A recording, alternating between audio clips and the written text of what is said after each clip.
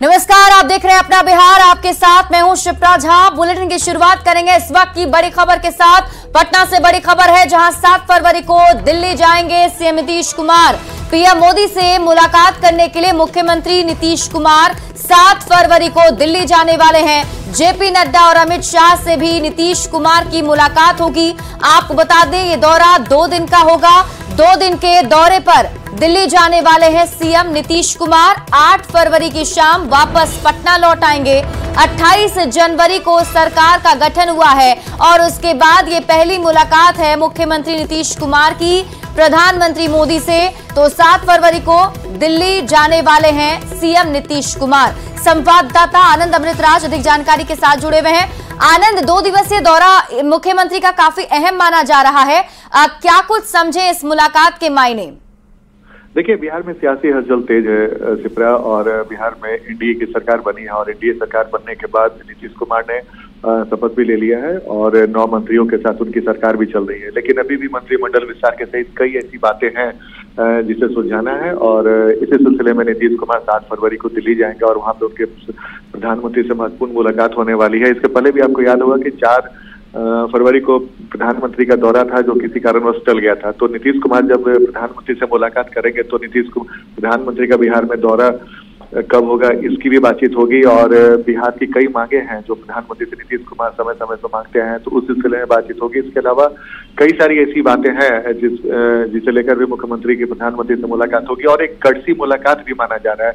एक साथ नीतीश कुमार कई सारी बातों को कर सकते हैं, क्योंकि प्रधानमंत्री के साथ उनकी मुलाकात एक कोरम होता है कि जब भी कोई नया मुख्यमंत्री बनता है, और खासकर बिहार में अभी एनडीए के सहयोग से उनकी सरकार बनी है, तो प्रधानमंत्री से वो उनकी मुलाकात एक कड़सी मुलाकात भी होगी। लेकिन इस दौरान उनकी कई सारी बातें भी महत्वपूर्ण हो सकती है, और खासकर प्रधानमंत्री का दौरा कब हो उस सिलसिले में बातचीत हो सकती है। बिहार की कुछ मांगे हैं वो भी नीतीश कुमार प्रधानमंत्री के सामने रख सकेंगे, और इसके अलावा आने वाले समय में लोकसभा चुनाव में 40 में 40 सीट कैसे जीता जाए, एनडीए का रणनीति क्या हो, इन तमाम मुद्दों पर बातचीत करेंगे। और इस बीच में एक मुद्दा हो सकता है कि मंत्रिमंडल विस्तार में भी कुछ क्या फॉर्मूला बना है, क्या कुछ कैसे हो, उसको लेकर भी चर्चा होगी। लेकिन मुख्यतः ये माना जा रहा है कि प्रधानमंत्री से नीतीश कुमार की मुलाकात, एक कड़सी मुलाकात के साथ साथ बिहार के लिए कई महत्वपूर्ण बातों पर चर्चा हो सकती है। और इसके अलावा नीतीश कुमार की जेपी नड्डा जो बीजेपी के राष्ट्रीय अध्यक्ष और अमित शाह केंद्रीय गृह मंत्री हैं, उनसे भी मुलाकात होगी। तो जाहिर तौर पर बिहार देश के बीजेपी के जो 3 बड़े नेता हैं, अमित शाह, प्रधानमंत्री नरेंद्र मोदी और जेपी नड्डा, तीनों से मुलाकात होगी, और मुलाकात के बाद कई सारी रणनीतियां पर भी चर्चा हो सकती है। लेकिन नीतीश कुमार के 2 दिनों की दिल्ली मुलाकात बेहद महत्वपूर्ण माना जा रहा है। शिप्रा, चलिए, बहुत बहुत शुक्रिया तमाम जानकारी के लिए आनंद। बढ़ते आगे, जीतन राम मांझी ने बेटे संतोष कुमार सुमन को SC/ST कल्याण विभाग दिए जाने पर खुले मंच से नाराजगी जताई है। जीतन राम मांझी ने सीएम नीतीश कुमार पर हमला बोला है। जीतन राम मांझी ने कहा कि मुझे भी सालों तक कल्याण विभाग दिया गया था, मेरे बेटे को भी कल्याण विभाग दिया गया, क्या दलित अच्छे विभाग नहीं चला सकते हैं? गया के वजीरगंज में आयोजित गरीब संकल्प सभा में आयोजित पार्टी के कार्यक्रम में पूर्व मुख्यमंत्री जीतन राम मांझी का दर्द छलका है, जहां वो मंच से ये बात कहते हुए नजर आए।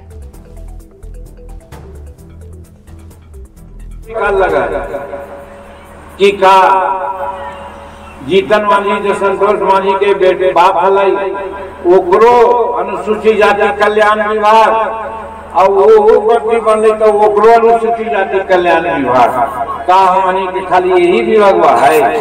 सड़क बनावे के, पुल पुलिया बनावे के, चापाकल धंसावे के, घर बनावे के, ये सब के विभाग हमनी के नहीं है का? ये लगनी दुख है हमरो, और ज्योति जी दुख व्यक्त करथिन तो हम जरूर सहमत हिए कि नीतीश कुमार जी के सोचे के चाहती है। अब जीतन राम मांझी के बयान पर सियासत शुरू हो गई है। आरजेडी और कांग्रेस ने मांझी की मांग को वाजिब बताया है, तो बीजेपी का कहना है कि बेवजह मामले को तूल दिया जा रहा है। आदरणीय जीतन बाबू मांझी जी बिल्कुल वाजिब बात कह रहे हैं। उनका सम्मान वहाँ एनडीए में हो नहीं रहा है। इतना कहने के बाद भी वहाँ कोई सुध लेने वाला नहीं है, कोई उनकी सुन नहीं रहा है। अब आदरणीय जीतन बाबू मांझी जी को फैसला करना है कि आप अपना मान सम्मान के लिए राजनीति कर रहे हैं। आदरणीय मांझी जी एनडीए के सम्मानित और अनुभवी नेता हैं। उन्होंने एनडीए में माननीय मोदी जी के प्रति अपनी आस्था व्यक्त की है और उनके पुत्र जो माननीय मंत्री हैं उनका भी बयान आया है। इसके बाद मुझे नहीं लगता कि कोई संशय की स्थिति है और इस चर्चा को बेवजह तूल देने की आवश्यकता नहीं है। सभी ने एनडीए में मोदी जी के नेतृत्व में अपनी एकजुटता और आस्था व्यक्त की है। मांझी जी की बातों से मैं बिल्कुल सहमत हूं। क्यों नहीं, क्या उनमें और उनके लड़कों में काबिलियत नहीं है कि वो बड़े अच्छे विभाग को देखें?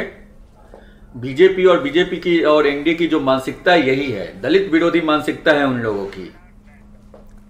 जीतन राम मांझी के 2 मंत्री पद की मांग को लेकर सियासत गर्म है। चिराग पासवान ने कहा है कि मांझी की मांग को जरूर सुनी जानी चाहिए, तो वहीं कांग्रेस विधायकों के हैदराबाद शिफ्ट करने पर कहा कि कांग्रेस को अपने विधायकों पर भरोसा नहीं है तो कोई क्या कर सकता है। नहीं पता कि मांझी जी ने गठबंधन के भीतर ये मांग रखी थी, नहीं रखी थी। शपथ लेने से पहले इस विषय पे कोई क्लैरिटी आई थी, नहीं आई थी। हम इतना ज़रूर मानते हैं कि भले उनके विधायकों की संख्या कम हो, पर आज की तारीख में जो राजनीतिक परिस्थिति है उसमें उस संख्या का महत्व तो है ही। ऐसे में अगर वो ऐसी मांग कर रहे हैं तो ज़रूर उस मांग को सुना जाना चाहिए। कांग्रेस के सभी विधायक को हैदराबाद शिफ्ट कर दिया गया है। अब कांग्रेस को अपने विधायकों पे भरोसा नहीं है तो कोई क्या करे। महागठबंधन की तरफ से जीतन राम मांझी को सीएम बनाने के ऑफर पर सांसद राजीव प्रताप रूडी ने बयान दिया है। उन्होंने कहा कि राजनीति में ऐसी खबरें आती रहती हैं, पर जीतन राम मांझी बहुत सुलझे हुए आदमी हैं, उनके बारे में हल्की बातें नहीं होनी चाहिए।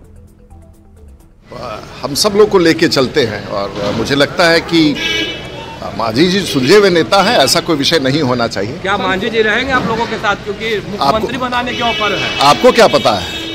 हमको तो ऐसा कुछ जानकारी नहीं। का इस्तीफा का खबर भी कल उड़ गया था मार्केट में। हमको लगता है कि पॉलिटिकल माहौल में ये सब चलते रहता है और मांझी जी बहुत सुलझे हुए व्यक्ति हैं, इतना हल्का बात उनके बारे में नहीं किया जा सकता।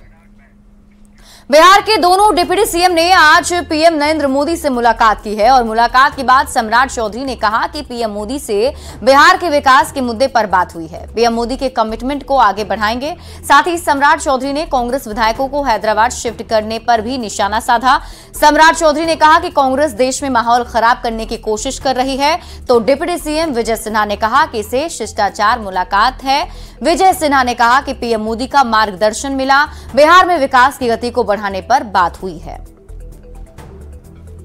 प्रधानमंत्री जी से बिहार के विकास की चर्चा और बिहार कैसे और समृद्ध हो और उनका मार्गदर्शन मिले। नई सरकार बनी है, एनडीए की सरकार, उनकी कमिटमेंट थी 2020 में, उसी को आगे बढ़ाने का काम हम लोग करेंगे। और साथ साथ हम लोगों ने प्रधानमंत्री जी को विशेष तौर पर धन्यवाद दिया है कि उन्होंने सरदे कपूरी ठाकुर जी को भारत रत्न देकर इस देश में एक अति पिछड़े का सम्मान बढ़ाया, पिछड़े का सम्मान में और बिहार का गौरव बढ़ाने का। कांग्रेस पार्टी के विधायकों से वोट थोड़े लेना है, लेकिन उन लोगों को डर लग रहा है, ये दुर्भाग्य है, ये घुमाने का प्रयोजन है कि यहाँ घुमाएंगे वहाँ घुमाएंगे, माहौल खराब करेंगे देश का। आज देश के माननीय प्रधानमंत्री जी का शिष्टाचार मुलाकात था, उनको नमन करने, आभार व्यक्त करने, आशीर्वाद लेने हम लोग आए थे। उनका मार्गदर्शन प्राप्त हुआ और बिहार के अंदर एक नए बदलाव, कम समय में बेहतर सुशासन और विकास की गति को बढ़ाने का संकल्प को पूरा करना है। अब झारखंड के बाद बिहार में भी फ्लोर टेस्ट से पहले कांग्रेस विधायकों को हैदराबाद भेज दिया गया है। बिहार कांग्रेस के विधायकों का हैदराबाद टूर शुरू हो गया है। विधायकों के इस टूर के पीछे की वजह है टूट का डर। बिहार में 12 फरवरी को एनडीए की सरकार का फ्लोर टेस्ट होना है। बदले सियासी समीकरण में आरजेडी फिर से सबसे बड़ा विरोधी दल है, लेकिन फ्लोर टेस्ट से पहले सबसे ज्यादा टेंशन में कांग्रेस है। 19 विधायकों वाली कांग्रेस को इस बात का डर सता रहा है कि कहीं उनके विधायक फ्लोर टेस्ट से पहले टूट ना जाएं। ऐसे में झारखंड की तर्ज पर बिहार कांग्रेस के विधायकों को भी हैदराबाद शिफ्ट किया गया। कांग्रेस विधायकों को हैदराबाद के बाहरी इलाके इब्राहिमपट्टनम स्थित एक रिजॉर्ट में रखा गया है और सीधे टेस्टिंग के दिन ही इनकी बिहार में लैंडिंग कराने का प्लान है, ताकि एकजुट होकर कांग्रेस के सभी विधायक एनडीए की सरकार के खिलाफ वोट कर सकें। अब कांग्रेस विधायकों को हैदराबाद भेजने पर सियासत भी शुरू हो गई है।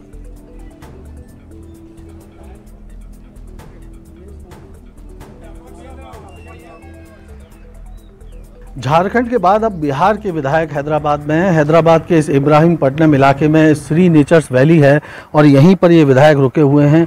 टोटल 22 लोग आए थे, जिसमें से 16 विधायक बताए जा रहे हैं, यानी बाकी जो है उनको हम इनका सपोर्टिंग स्टाफ कह सकते हैं। ये जो विधायक यहाँ पर रुके हुए हैं उनको कम से कम 10 या 11 तारीख को तक रुकने का उनकी संभावना जताई जा रही है, क्योंकि 12 फरवरी को बिहार में फ्लोर टेस्ट होना है और तब तक ये फ्लोर टेस्ट से पहले कांग्रेस चाहती है कि किसी के संपर्क में नहीं आए। कुछ देर पहले मेरी कुछ एक विधायकों से बातचीत हुई, मैंने उनसे रिक्वेस्ट किया कि आप अगर बाहर आकर हमसे बातचीत कर सके, तो उन्होंने कहा इसकी इजाज़त नहीं है। सवाल ये है कि किसकी इजाज़त नहीं है और इजाज़त क्यों नहीं है? क्या विधायकों पर भरोसा नहीं है? वो यहाँ पर इसलिए लाए गए हैं कि उनके पोचिंग का डर है, उनके डिफेक्शन का डर है और जाहिर तौर पे बात यही है, वो किसी भी तरह से उनको किसी से संपर्क करने मिलने जुलने को मना किया गया है और इसी वजह से वो यहाँ पर रुके हुए हैं। मेरे फ़ोन पर उन्होंने कहा कि हम तेलंगाना घूमने के लिए आए हैं, लेकिन वो तेलंगाना घूमने के लिए नहीं, उस वक्त तक यहाँ पर उनको समय काटना है ताकि वो किसी भी तरह के जो संभावित आशंका है उससे बचे रह सकें। ये जो डर है, ये डर की वजह क्या है और क्यों भरोसा नहीं है पार्टी को अपने विधायकों पर, ये गंभीर सवाल जरूर मौजूद हैं।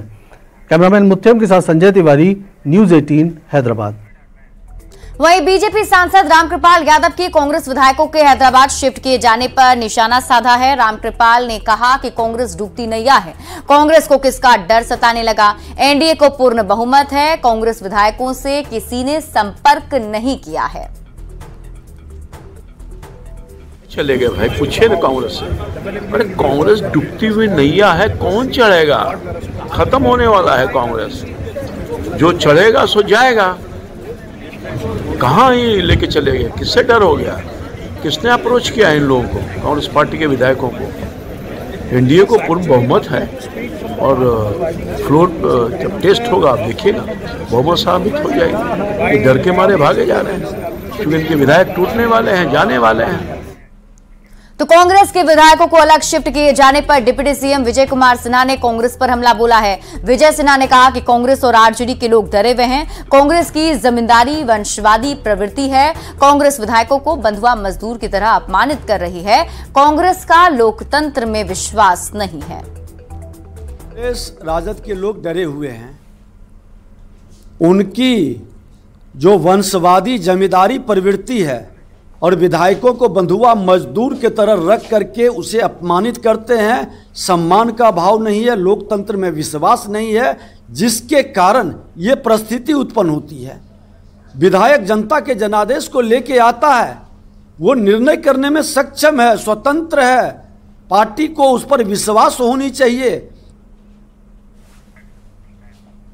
जल संसाधन मंत्री विजय कुमार चौधरी ने आज विभाग का पदभार ग्रहण किया है। विजय चौधरी ने दूसरी बार जल संसाधन विभाग के मंत्री का पदभार ग्रहण किया है।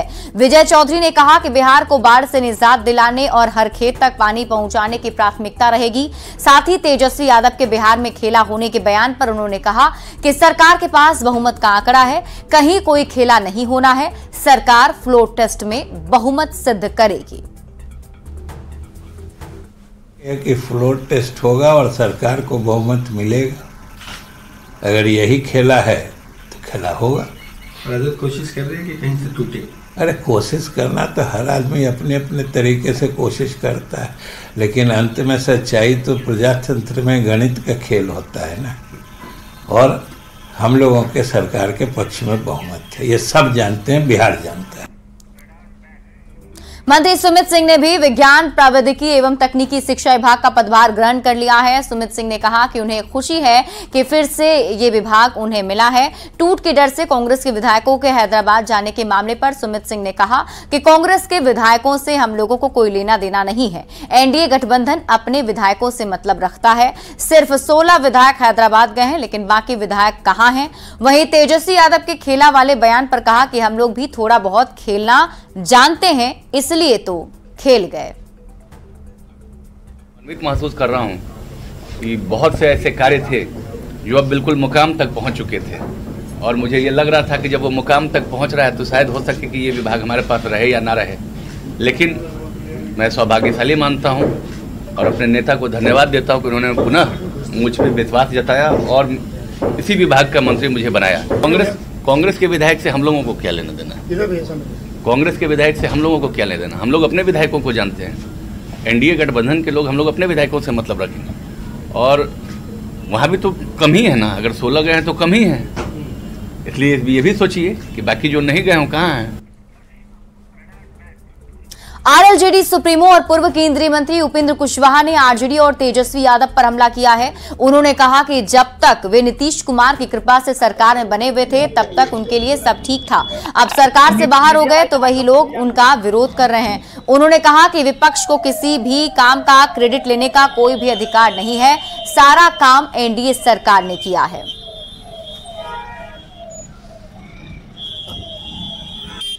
हमारे काम का क्रेडिट नीतीश जी ले रहा है। अरे भैया, वो तो नीतीश जी की कृपा हुई कि इतने दिन फिर सरकार में रह गए, वरना जिस गठबंधन की सरकार आज है इसी को जनता ने मैंडेट दिया था। तो तेजस्वी जी बेवजह बिना मतलब का बोलते हैं। ठीक है कि विपक्ष में है तो कुछ तो बोलेंगे, इसके बोल रहे हैं। भोजपुरी फिल्मों के सुपरस्टार और गोरखपुर से बीजेपी सांसद रवि किशन मुजफ्फरपुर पहुंचे। मुजफ्फरपुर में उनकी एक झलक पाने के लिए उनके फैंस जैसे दीवाने हो गए। प्रशंसकों का जोश देख रवि किशन भी उत्साह से लवरेज दिखे और सभी का हर हर महादेव के नारे से अभिवादन भी किया। न्यूज 18 के सवालों का जवाब देते हुए रवि किशन ने कहा कि मुजफ्फरपुर से उनकी कई यादें जुड़ी हैं और सभी यादें ताजा हो गई हैं। वहीं बिहार में एनडीए की सरकार बनने को लेकर उन्होंने कहा कि अब बिहार में विकास होगा, यहां सभी जातियों का विकास होगा और बिहार से माफिया राज खत्म हो जाएगा। पुरानी यादें भोजपुरी का रहा है, पूरा जाग गई बा और बहुत अच्छा भी जाग गई। कहा कि पार्लियामेंट बाटे एयरपोर्ट पहुंचे के बाद बहुत अच्छा। मुजफ्फरपुर बिहार में एनडीए की सरकार बन गई है, क्या कहेंगे? बहुत सुंदर, अभी पूरा राममय हो जाए बिहार, पूरा बिहार अयोध्या बन गया। मथुरा काशी का क्या है? पूरा राममय हुई बिहार और बहुत विकास हुई, गरीब का हुई, अति पिछड़ा का हुई, दलित समाज के हुई। अब बिहार में सिर्फ विकास होगा और कुल माफियागिरी और सब पे नकेल कसा जाएगा। सिर्फ और सिर्फ विकास होगा बिहार में भी योगी मॉडल लागू होना चाहिए क्या? नहीं, वो विकास हुई, अपने आप कुल शांत हो जाइए। जनता बहुत प्रसन्न है सरकार योगी मॉडल। मुजफ्फरपुर के भिखनपुरा में बेखौफ अपराधियों ने एसकेएमसीएच में कार्यरत डॉक्टर के घर से हथियार के बल पर लूट की है। अपराधियों ने पूरे परिवार को गन पॉइंट पर बंधक बनाकर लाखों की संपत्ति की लूट की वारदात को अंजाम दिया। इस घटना के बाद इलाके में हड़कंप मच गया है। बदमाशों ने करीब 20 लाख के आभूषण और करीब 4 लाख नगद रुपए लूटे हैं। सदर थाना के पुलिस मौके पर पहुंचकर मामले की जांच में जुटी हुई है। भौजाई लगती थी, पटदारी में मर गई, उसी में सब गया हुआ था। एक लड़का को हम देखे, हमें ये लड़का कौन है, तो हम भीतर घुस रहे थे, उसमें 3 गो था। तो ये कहे कि ना उधर न जाइए, उधर ना है। एक वो आगे हो गया हमसे और वो तीनों उसके बाद निकलने लगा रहे। हम कहे क्या हुआ, थोड़ा सा हम घबराए नहीं और गए, हम समझ गए। तो हम ये तो हमको बैठा दिया, कहा कि चाबी दे दीजिए, ये सब कहा कि दे दीजिए। हम थोड़ा सा अथी हुए कि इसको अथी करते हैं, फिर वो कहे कि बच्चा सबको कुछ कर देगा, इसलिए हम चाबी खोल कर दे दिए। हम कि सारा सामान हम ही रखे हुए, ले लो उसी में से। अगली खबर दरभंगा से है। दरभंगा के पुआल के ढेर से 2 फरवरी से लापता छात्रा का शव मिला है। परिजनों ने उसकी पहचान गले में पहनी चांदी की चेन से किया है।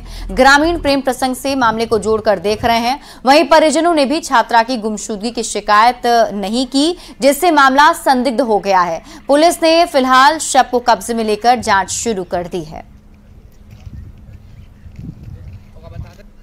क्या हुआ कल, माने पुहार में जला हुआ मिला। गांव में क्या चर्चा है इस बात को लेकर के?